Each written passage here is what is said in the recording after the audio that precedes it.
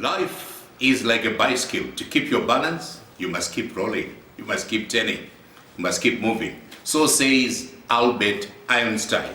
Welcome to another episode of Makamba Life with me, James Makamba. And today my guest is Enock Nox Guni. There is a man, a man who made it on the scene with his two great hits, Maria and Gara Ndichauya, and is one of the most sought after urban grooves artists of the decade. Welcome. Thank you for having me. Tell me, how did you get started in the whole industry in music, urban grooves, Zimbabwe's music, urban grooves? What genre, you say? Well, that could take the whole day. But just to cut the long story short, I think it was back when I just finished my A-levels before I went to varsity. Where was this? Where was your A-levels? It was at Morgan High in Arcadia, 2002. Okay. I met up with a lot of guys that were into music, and then we just started going to studios, you know. Until I went to varsity, I joined this group called Shape Zimbabwe. They were doing HIV/AIDS awareness around all the universities in Zim. So that's when I got discovered by Roy and Royce whilst we were doing that particular show with Shape Zimbabwe. And they helped me to do my first hit single, Iwe Maria, which also had a video to go along with it. And the video, if you look at it now, you know, you'll think, wow, it was done like last year, but it was like 15 years ago. We should play a little of it. Yeah, it was. Yeah. So that's how I basically started, like 14, 15 years ago. Wow. And since moving to South Africa, Yeah.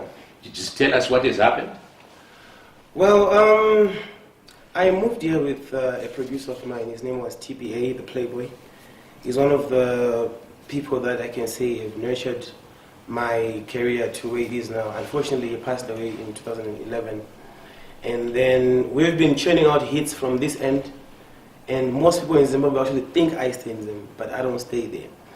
We did Ndinonyara from here. We did Gara Ndichauya from here. We did Zandadiwa. We did a couple of hit songs, which actually saw me touring the whole world. I've been to Australia on my own. And do you largely play to Zimbabwean audience? Yeah, that is what has been the case before. So in a place like Australia, which province were you in? I went to Melbourne. Then how many people would have come to your show? Plus or minus 500 people. That's a lot. Yeah, because when I went to Melbourne, the venue, it was actually sold out. Okay. And it was just me alone, no supporting act. So you've been to Australia, where else? To Canada, I've been to the UK more than 10 times. I guess in the UK you have more people there. Yeah, because you know, I think after South Africa, UK has more people of Zimbabwe that are living outside of Zimbabwe. And how has your music been received in South Africa? Well, to frankly put it, it's been great so far. But we are at a level whereby we want to move from only singing for Zimbabweans and to sing for Africans as a whole, because Zimbabwe is a very small country, you see, and it cannot afford to take care of so many artists. We have so many, and if you think Zimbabwe only, you will always remain on that level that you will be singing and performing for Zimbabweans. So slowly we are shifting from that focus of focusing on Zimbabweans to singing for Africans. That means that we have to change the genre as well, to move along with the genre that people are actually accepting continent-wise, like the whole continent. And that's what we've been doing, like I think for the past year or two. Who composes your music? I do. And produces? I've got a couple of producers that I work with. I work with LC The Beat, God. I work with MacD, I work with Daddy Ish. These are like what? These are the producers? Yeah, they're producers. And musicians? You use freelance musicians? musicians? Yeah, I use freelance musicians. But what we're doing now, we've got an in-house producer. His name is Tifa Guni. He's my younger brother. We've been grooming him for years. But now he's ready and he's been doing music even for Nigerian guys. So your studios are where? They're in Midrand. Okay. Yeah. So now You've gone away from the old track system, like 12 track, 24 track. Well, it's all been computerized now. Yeah, or do you still have a hardboard studio? We have a hardboard studio, which can accommodate both digital and analog, and live instruments as well. Okay. As long as we've got a mixer which is large enough to accommodate like drum sets, guitars, and we have got that as well. Okay. Yeah. What would you say is your life philosophy? And if you have one, how has that come to influence your music? Well, to be honest, I've got one life philosophy which says your network should increase your net worth. Your network should increase your net worth. What it means is that the people around you, they should actually be in a position to improve you, to get to another level, not to cost you. So all along, I haven't been using that philosophy. I had a lot of people who have been into my life only to milk, you know, until I'd say, you know what, my network, I looked at it, it had been actually taken away from me. And now I decided, you know what, I'm going to have people that are building me. That's why now we have a strong management system that is managing my brand and my record label. I've got brand new artists that Zimbabwe has never heard, which I believe are going to conquer the whole Africa. If we keep on bringing important people into our network, I'm sure everything and anything is possible. So you went to university? Yes, I've got a degree in marketing management. Okay. You didn't read music at university? No, I never studied music at all. So what distinguishes you? What makes you different from other musicians who, for instance, would like to work outside their home countries and still be successful? And you left your home country.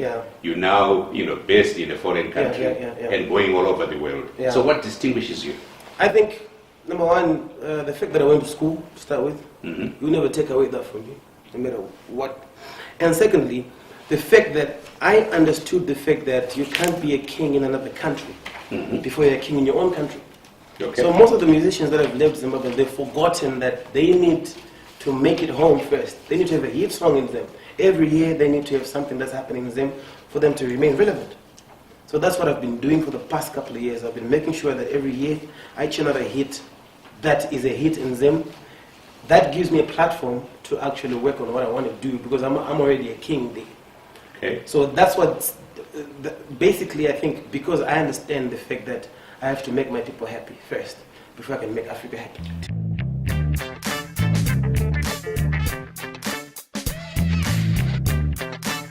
Tell us about your latest album. I've written an album called Africa's Best.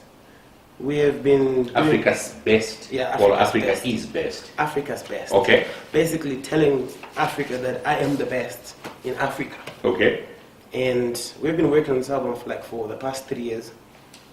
And we have not managed to release it because this album has been complete and ready for the past 1.5 years. But we did not. What are you waiting for? We needed to have the correct network. Explain network.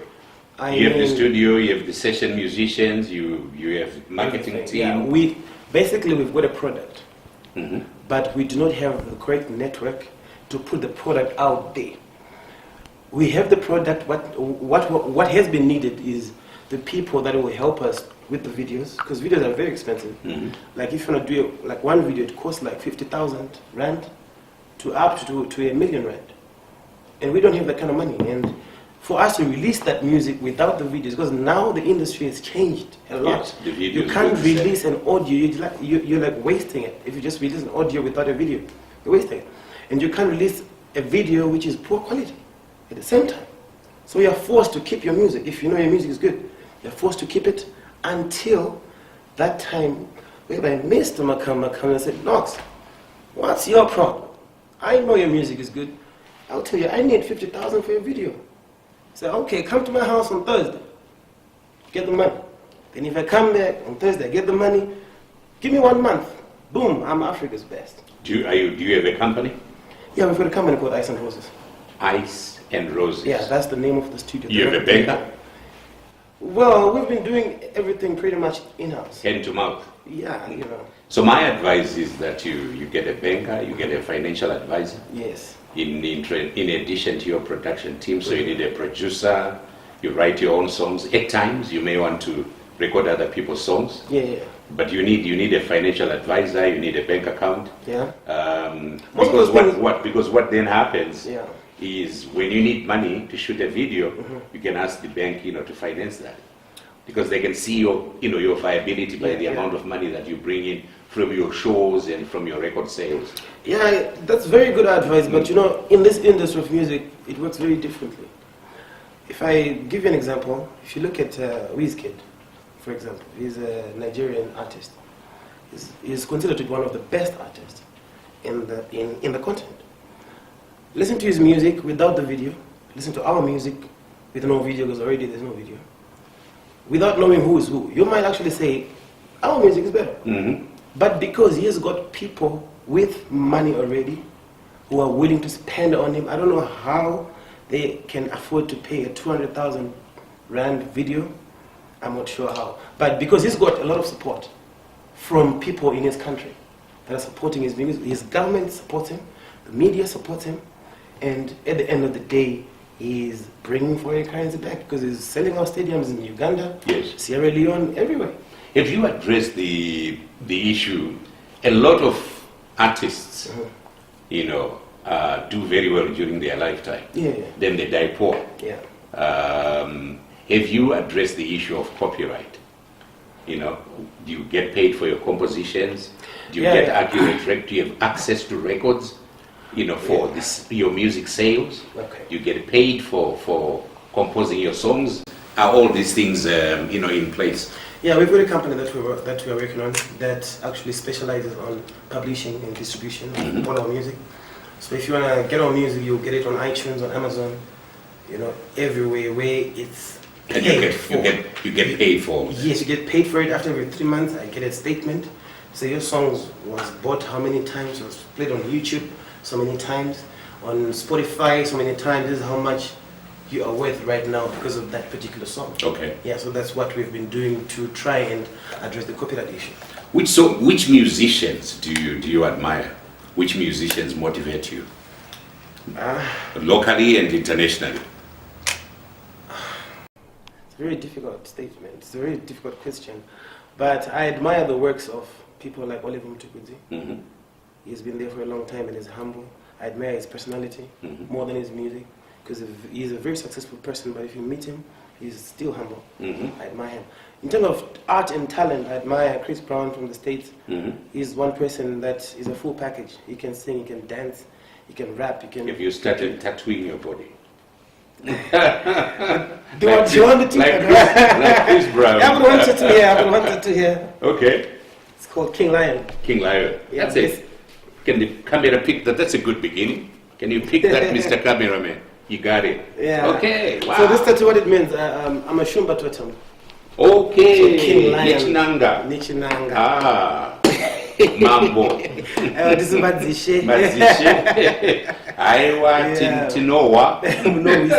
Tinowisisa. Yes, yes. Ah, tinorongekana hazvo. Yes. Fantastic. So you admire Oliver Mtukudzi and you admire Chris Brown. Yeah. Any lady singers?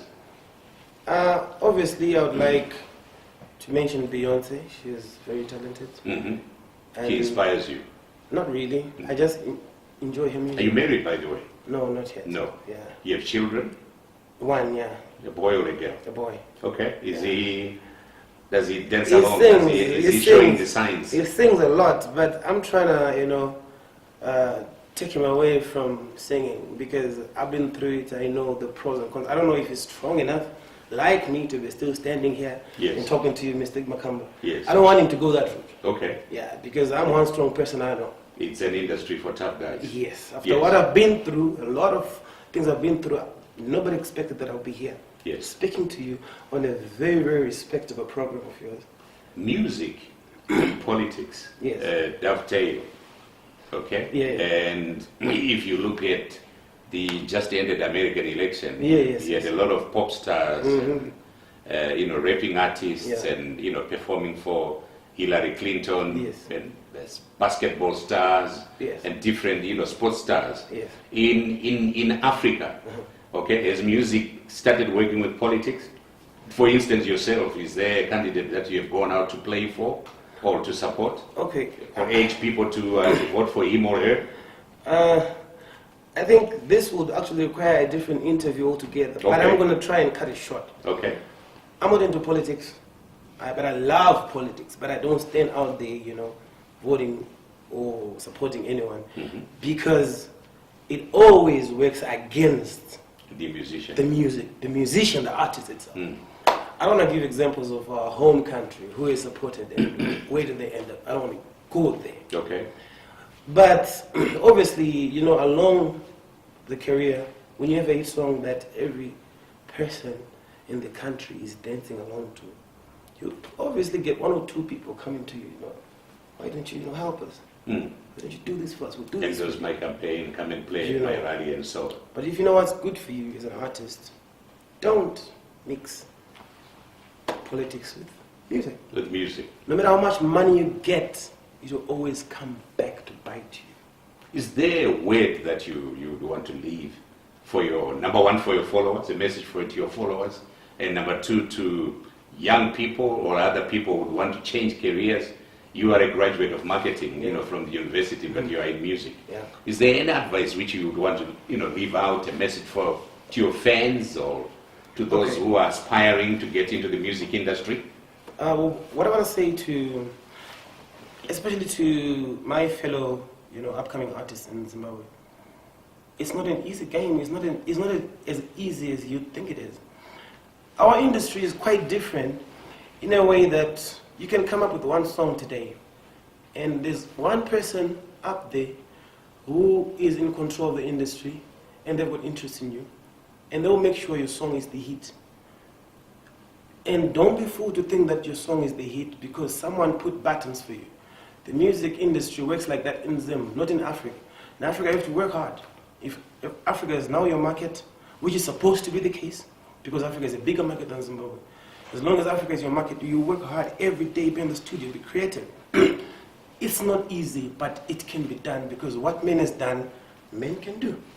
It's not easy, but it can be done. The words of, you gave me your philosophy for life already. Yes, I remember. The words of Nox Guni. Nice having you on Makamba Life. Thank you very much. I hope you come back again, and I wish you success with your new album. Thank you. And your tours all over the world. Thank you very much. We'll see you next time. Bye-bye.